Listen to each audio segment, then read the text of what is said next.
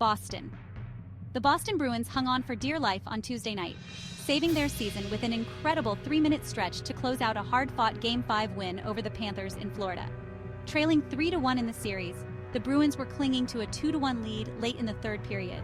But the Panthers were on the attack for most of the final period, and they added an extra attacker for the final 3 minutes.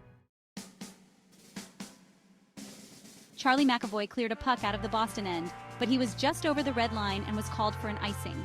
The stoppage in play and subsequent face-off in Boston's end let the Panthers pull Sergei Bobrovsky from net and give them an extra skater as Florida tried desperately to net the equalizing goal.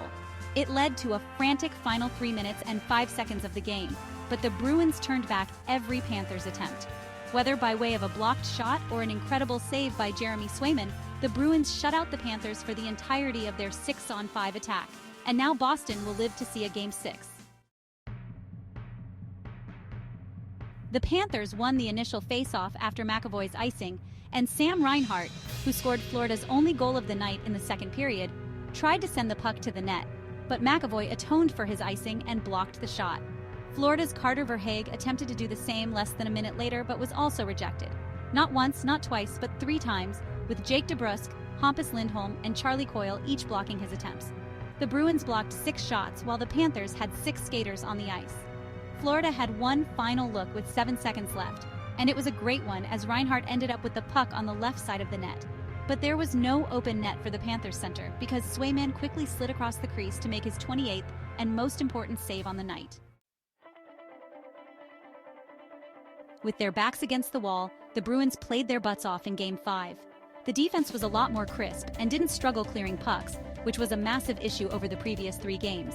McAvoy had his best game of the series with the game-winning goal, which came just 4 minutes after Reinhart tied it at 1-1, an assist, 3 hits, and 4 blocked shots. The Bruins blocked 21 shots in Game 5, with 12 different players putting themselves in front of the puck. And when the puck did get through to the net, Swayman once again did his best impression of a brick wall. He stopped all 10 shots that the Panthers sent his way in the third period. "We had an edge," Swayman said of the Bruins after the win, "and we weren't taking no for an answer." "Never say die," McAvoy said. "We're going home and this series is wide open. Let's go home and win a hockey game." The Bruins still have their backs against the wall, trailing 3-2 in the series, but all the pressure is now on Florida.